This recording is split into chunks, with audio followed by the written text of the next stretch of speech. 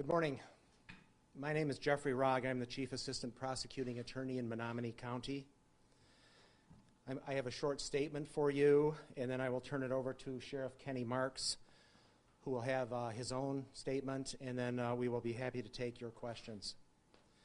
In Michigan, the prosecuting attorney is the chief law enforcement officer in the county. I am involved in this case in that capacity, as well as in drafting a number of search warrants over the past several days during the investigations that we will discuss.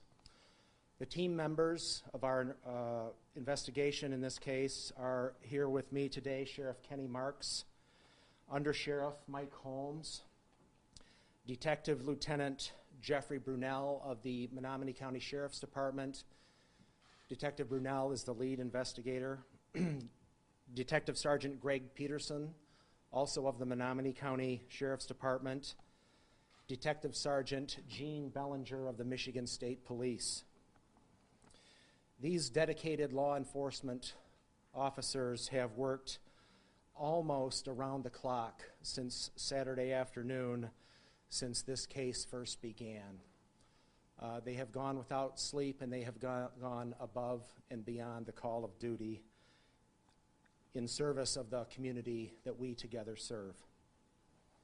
As you know, a body was found in Menominee Township on Saturday, March 16th. That body has been identified as Tamara Laframboise of Yankton, South Dakota. Miss Laframboise had been reported missing by her family members earlier this month. And before we get to the details of the investigation and the case, and I'm sure you've probably read from authorities out in South Dakota, there have been some frankly gory details that have been released in this case, and I think it's important to remember that there is a human aspect to this case too. And that is that Miss Laframboise was the daughter of a woman, her mother, who still lives in New Mexico. She was the mother of 2 young adult children. If you're a praying person, I would urge you to consider keeping their family in mind during the next difficult days, weeks, and months to come for them, as they not only deal with the loss of their loved one, but the progress of this criminal case. The Yankton County, South Dakota State's Attorney's Office has filed a criminal complaint charging 45-year-old Stephen Robert Falkenberg of Yankton with second-degree murder in the homicide of Miss Laframboise. Mr. Falkenberg is presently at the Yankton County Jail, whereas he is being held on a $1 million cash-only bond. It's important also to remember at this time that Mr. Falkenberg is presumed innocent, and he will enjoy that presumption of innocence unless and until he is proven guilty beyond a reasonable doubt at trial. I'd like to emphasize the collaborative effort of this investigation, which Sheriff Marks will detail more specifically for you. The Menominee Police Department, the Menominee County Sheriff's Department, the Michigan State Police, and a number of subunits from that agency, including a K-9 from Lansing, all work together locally here in Michigan, and of course long distance with the investigatory authorities out in Yankton, South Dakota, to investigate this case. I'd also like to thank the Marinette, Wisconsin County Sheriff Jerry Sauvé and his dedicated deputies, who under Sheriff Sauvé's leadership dropped everything on Saturday to assist law enforcement personnel in Menominee at this time of critical need. Such assistance has been a tradition in this area, as where both Michigan and Wisconsin law enforcement officers work together in these circumstances. Sheriff Marks will specifically detail what they provided, but there are occasions when we provide service to them and additional manpower. And when I think of my Marinette, Menominee, that's certainly the first thing that comes to my mind. I'll introduce to you now Sheriff Kenny Marks, who will provide some more narrative details of our involvement in the investigation, and then we will take questions. Thank you.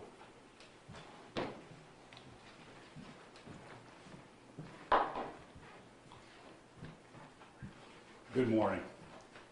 On Saturday, March 16th, 2019, at approximately 10:59 hours, an emergency call was placed to Menominee County Central Dispatch to respond to number 5 road just west of County Road 577 in Menominee Township, Michigan.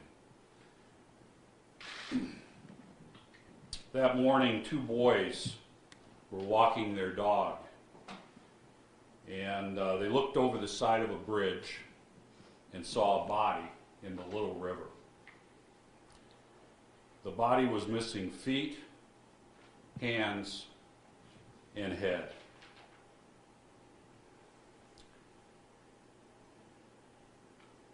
After that discovery, there were also a parent who came and looked, and neighbors as well.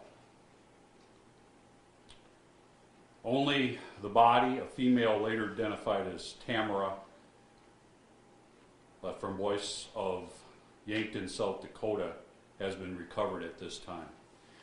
Sheriff deputies, detectives from the Sheriff's Office, detective from Michigan State Police, and the Chief Assistant Prosecutor responded to the scene. Menominee Police Department Officer Darren Kudwa also responded. And he recalled that morning that a South Dakota county had recently issued a missing persons report. And that was through the South Dakota Fusion Center, Department of Homeland Security. And those reports routinely go out to departments all over the country. That missing persons report was significant in leading and linking this body to the missing woman in Yankton County, South Dakota. Tattoos found on the body helped us identify her. The Michigan State Police Marquette Crime Lab responded to the scene to conduct a crime scene investigation. Later, during the execution of numerous search warrants in the remaining days, the Michigan State Police Grayling Crime Lab also came up here and assisted in the investigation. Menominee County Sheriff's drone unit mapped the entire scene out on Little River and documented the body recovery. At the same time, Marinette County Sheriff Jerry Salve responded to the scene with his Marinette County dive team and recovered the body from the Little River. And the divers also searched the river for several hundred yards downstream to determine if there was any other evidence that might be in the river. Keep in mind the water's flowing, but there's ice dams, there's secondary level of ice, and then a primary level, a very hazardous situation, and it took some time to search the river. I want to thank all the agencies and officers that assisted us at the scene. The teamwork was noteworthy. Multi-jurisdictional, multi-state, all working together for a common goal. Yesterday, the forensic autopsy was completed. It took 2 days at the Fond du Lac County, Wisconsin Medical Examiner's Office, and results are pending concerning that autopsy. Also want to say the cooperation, teamwork between Menominee County Sheriff's Office and the Yankton County Sheriff's Office was as good as it gets. It doesn't get any better than it was. Yankton County Sheriff Jim Lahakis shared information, communicated with me continuously, and coordinated the investigation on both directions. And we culminated it with an arrest of the suspect in South Dakota. I want to thank Yankton County and all the authorities there for their hard work as well. Our thoughts and prayers are with you, Yankton County, and especially with Tamara's family at this time. We'd like to open it up for questions. Prosecutor. Yes, ma'am. I'm wondering if there's going to be any Michigan charges because the South Dakota charge is second-degree murder. Yes. It seems to have higher precedence. It's believed that the murder occurred in South Dakota, so that's where the prosecution for that crime will take place. We're still conducting a very thorough and elaborate investigation here, and if at some point additional charges are warranted here, then those will be evaluated and pursued.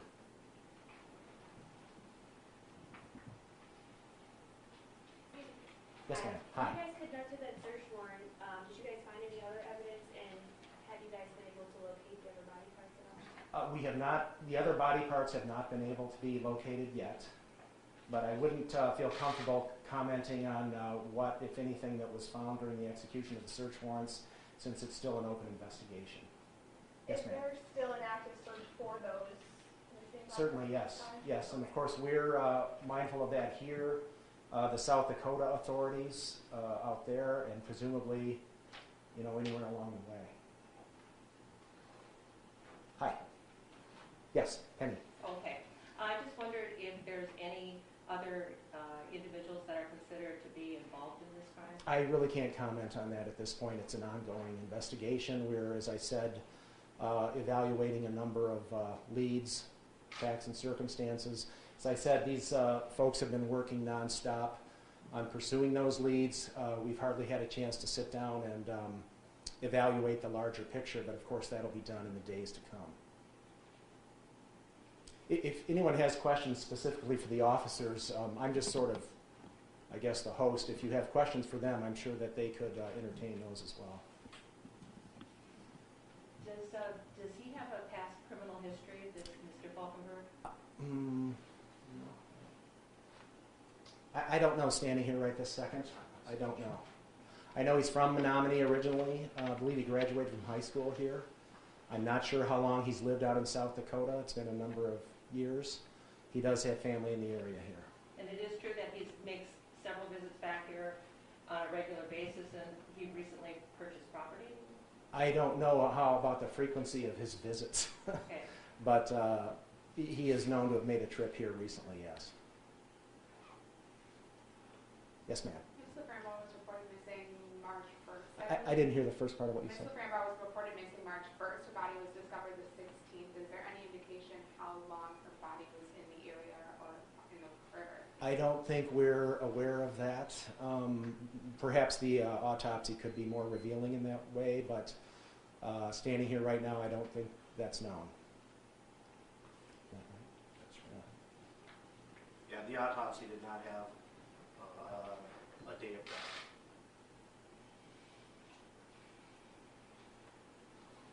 Yes, ma'am. I was just going to say, it was two boys that were walking their dog that initially discovered this body.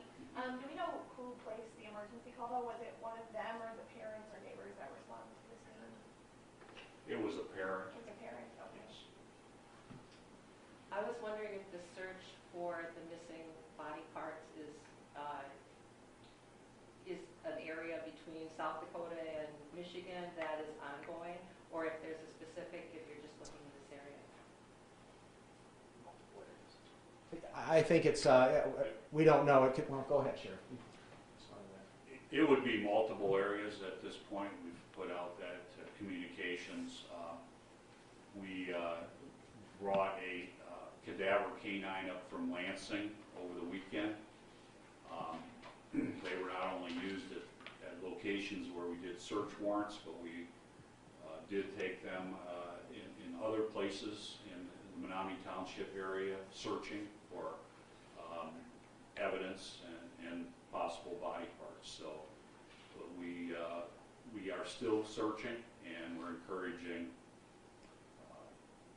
other jurisdictions to be aware and vigilant as well that they have not been recovered at this time.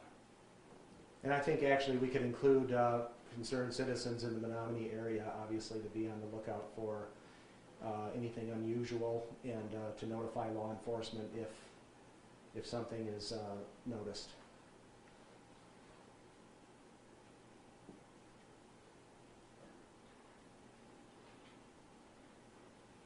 Yes, ma'am. The relationship between the two has been described as that to assume abusive? You want to comment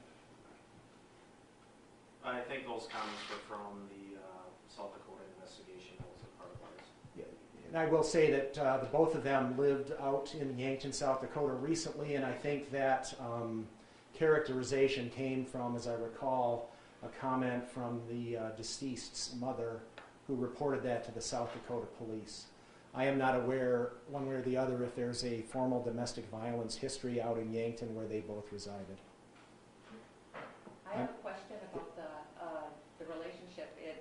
Some of the indications is that it was a boyfriend, girlfriend, on and off again, but then there was a reference to a fiance. Yes. That is a different person. Yes, it is. Yes.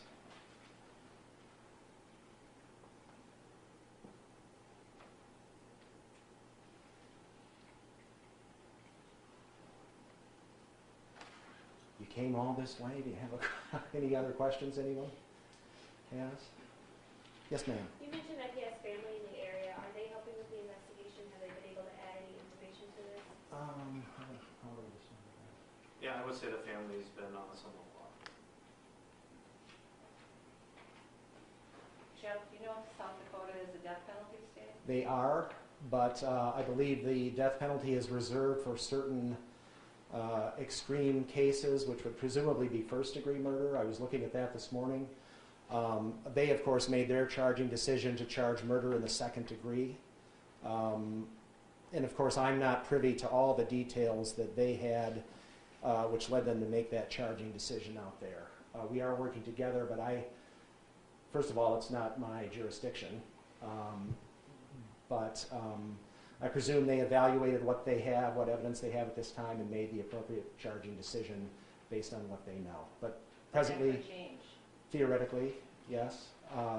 Also, second-degree murder in South Dakota is punishable by up to life in prison, just like it is here. When she went missing, do you know if there was any thoughts that maybe she was with him, or any concerns about that? Again, I guess that would be a Yankton aspect. They handled the initial missing persons report. And at some point, it's my understanding that Yankton did contact authorities here in Michigan, in Menominee specifically, because presumably the suspect that they had developed there in the missing person report was from here. But as I understand it, that was just sort of a polite inquiry for some background information about Mr. Falkenberg. But I don't believe it was until the 16th, when the body was found, that the connection was actually formally made. And you said it was the missing persons, report that came out of South Dakota that helped you identify her in this case. I mean, how many of those, come through? You said they come through all the time. I mean, how many come across every day?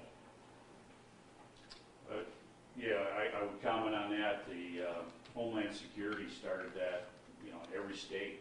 Our state has a fusion center run by the Michigan State Police through Homeland Security funding, and so there's a tremendous amount of reports that come through, and it takes, astute officers and deputies to investigators remember reading things, and that's why it's important. We review those reports when they come in, and helps us in times like this.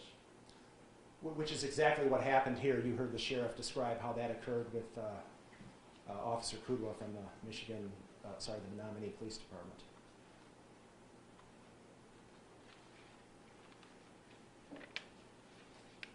Any other questions? No? Okay, well, thank you all for coming. We appreciate your patience